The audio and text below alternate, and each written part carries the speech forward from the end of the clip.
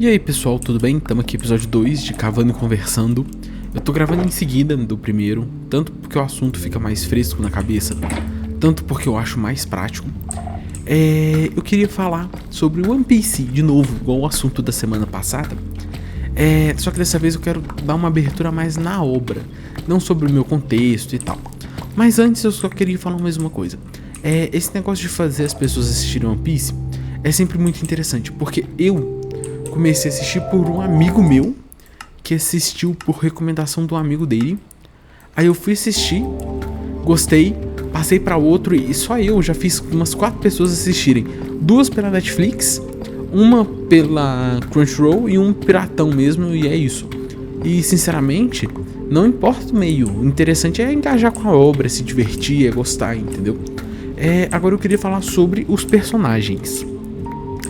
Não, antes disso eu queria falar sobre a abertura. Que nem eu falei, não é roteirizado não, mas eu tenho uma listinha de coisas que eu queria falar e tal. Aí eu deixo essa listinha aqui do lado. Então, sobre os personagens. Primeiro, o Luffy e os Chapéus de Palha são cativantes.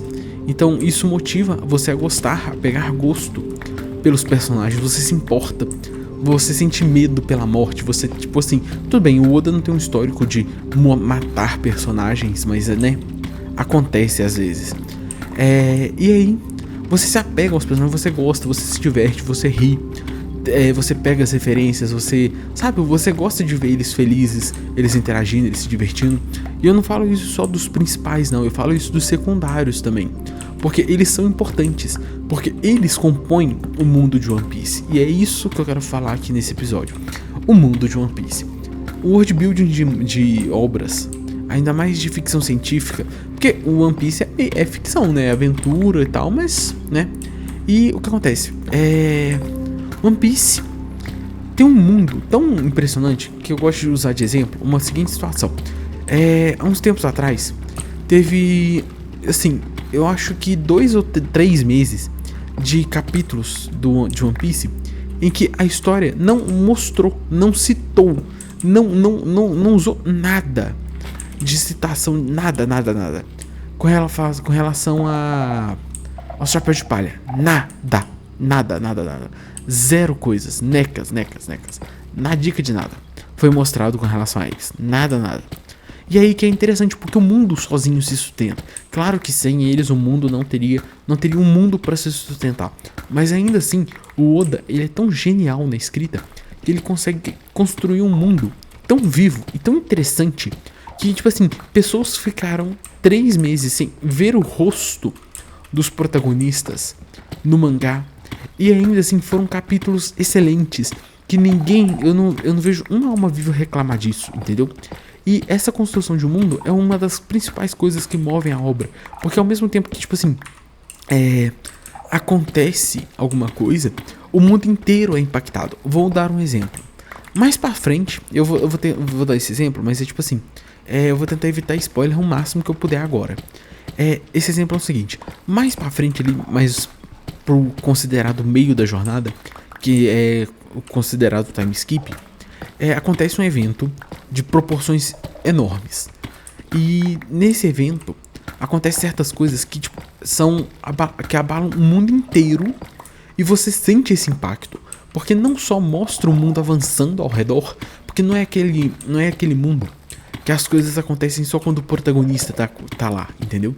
Então é um mundo que gira em torno, que ele gira sem depender do protagonista ou dos protagonistas. Então, por exemplo, não é aquele anime que os personagens eles envelhecem, mas a gente não sabe a vida deles até ali.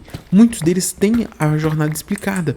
Pra vocês terem uma noção, um pouco antes desse divisor de história aí, que é o time skip, existiam uns personagens chamados supernovas.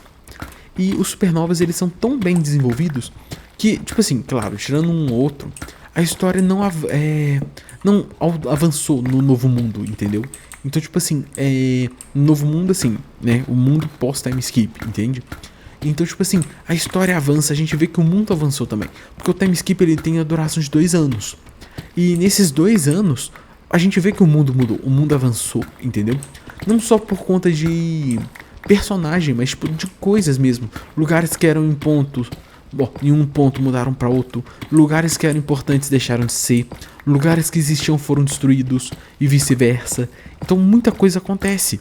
E isso é que é interessante porque você se importa. Não é tipo, não basta o autor virar e falar, aconteceu tal coisa. Não, você tem que ver com seus próprios olhos. E se você se importar, é isso que faz a diferença. E é isso que é tão interessante. Deixa eu guardar isso aqui, tirar esse gravel aqui e isso aqui, pronto. Deixa eu jogar isso aqui mais pra trás, porque...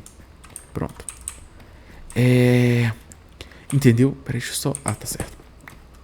Então, é isso que faz o mundo ser tão interessante. Entende? E nisso o Oda arrasa demais, mas é demais. Os personagens secundários, se fosse pra gente ver uma história em spin-off, a gente veria.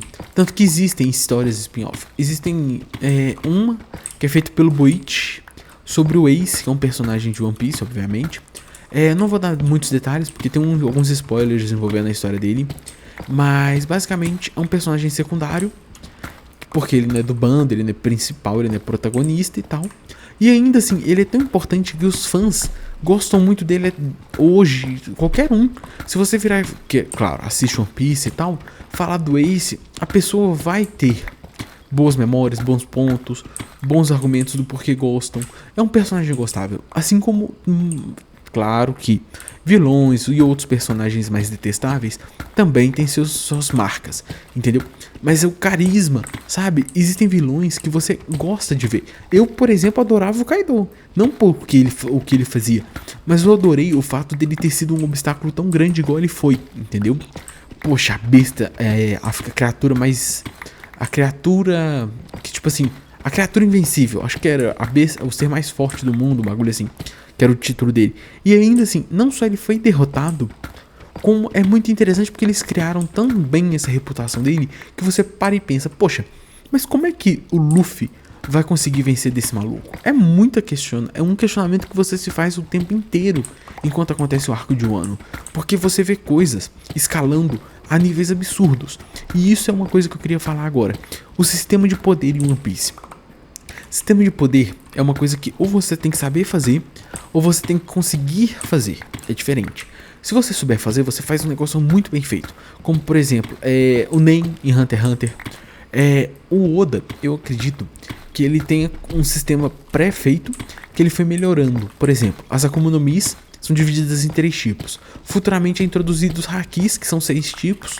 Os normais e os 3 avançados. E aí tem esse desenvolvimento em cima deles. Com base nisso, aí agora a gente adicionou um outro nível, que aí são as zonas míticas. A última vez que é um desses, minha casa pegou fogo. Mas eu acho que eu tô bem longe de casa, então acho que tá tranquilo. Mas voltando, inclusive quando eu for fazer a vila, porque provavelmente é uma das construções externas mais difíceis que eu vou fazer, eu vou botar muito para raio, porque senão já viu, né?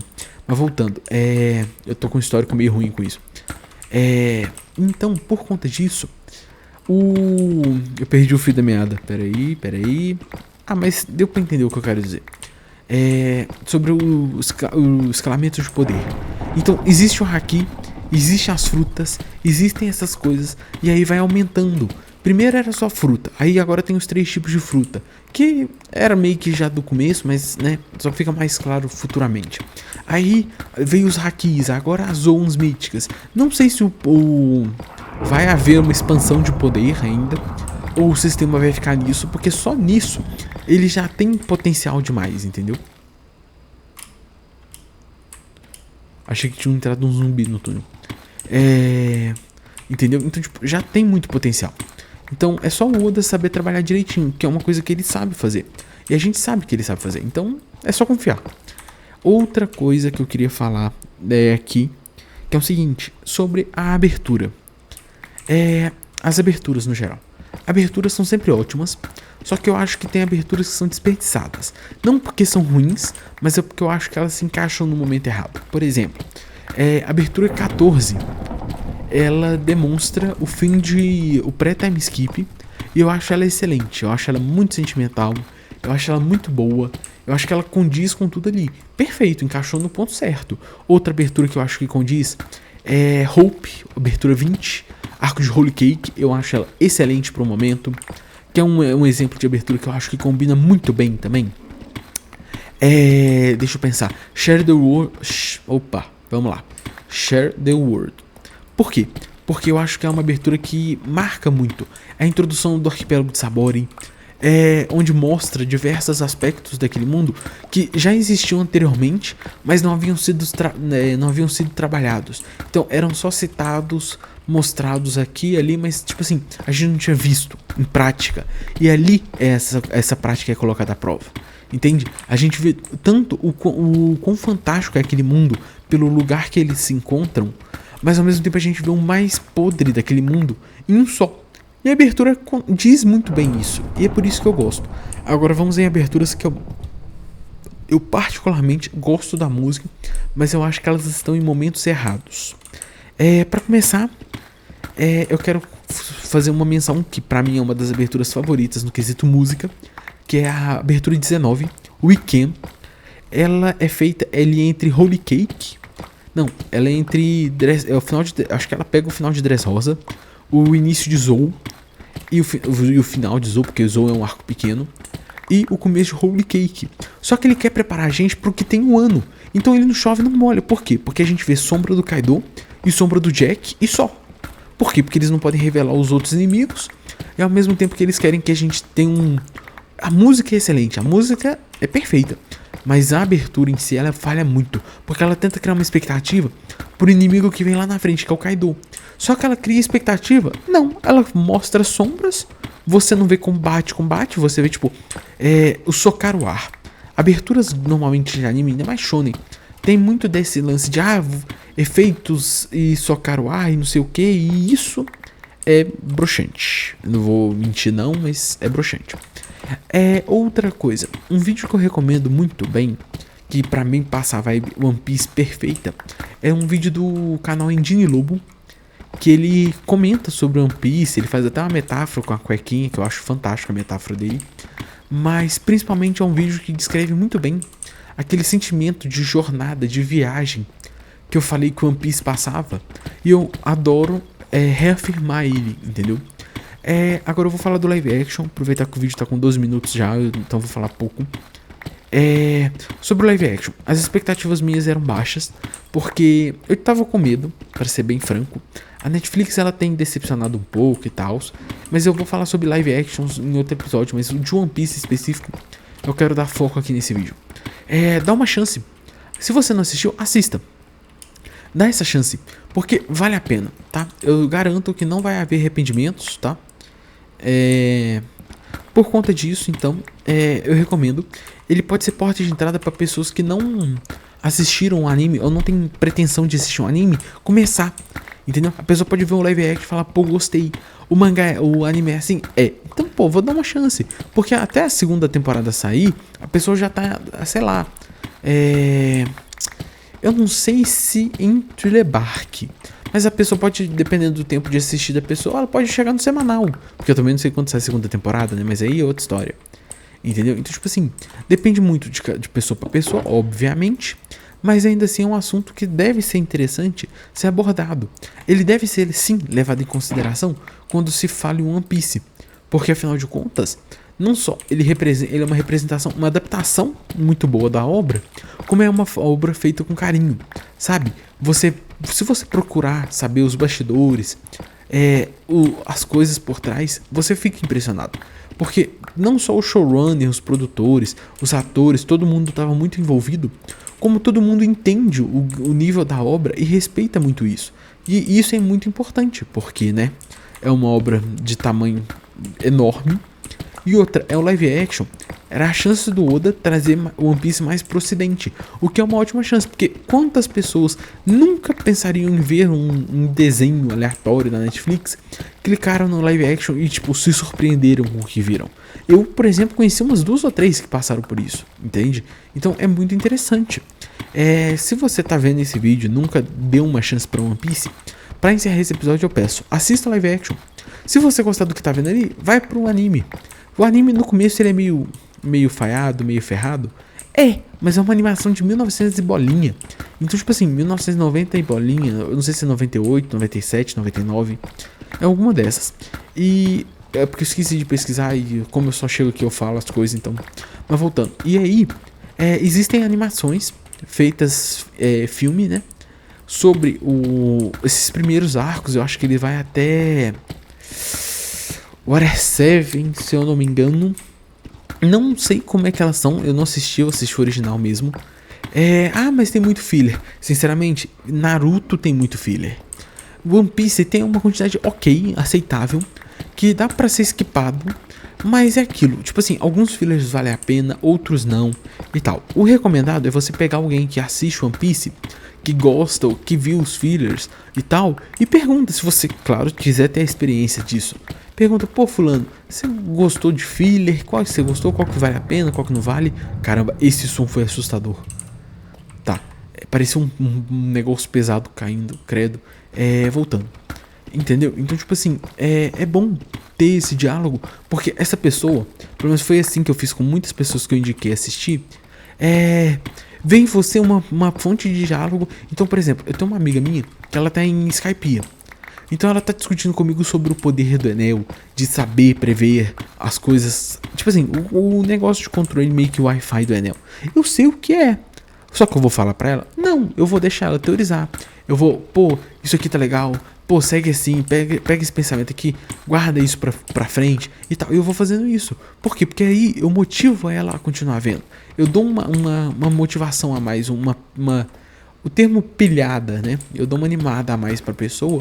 E isso é muito interessante, porque você vê o avançar, você pensa, pô, eu já fui assim e tal. E se eu puder ajudar, eu tô ajudando aqui, vai ser muito bom pra ela e tal, não sei o que. Pra qualquer pessoa, entendeu? Independente, amigo, amiga, namorado, namorada, parente, algum tio, algum primo, qualquer um pode ter visto a série e gostado. Então, tipo assim, isso abre margem, nossa senhora, pra literalmente qualquer um.